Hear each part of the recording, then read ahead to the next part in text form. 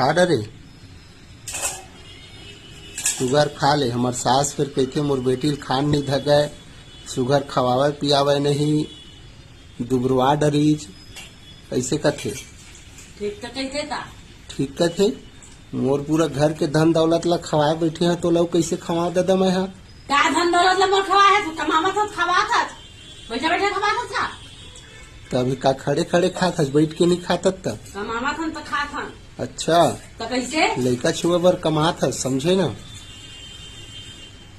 ज्यादा मत गुठिया कर।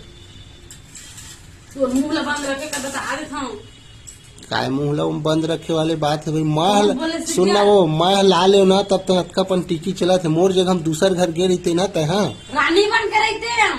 तो रानी बना के महू रखे हम मोरो घर रानी रही तेखर पाए के, समझे? रानी बन के रहते, समझे? बात गोठिया तो कर। रानी रही।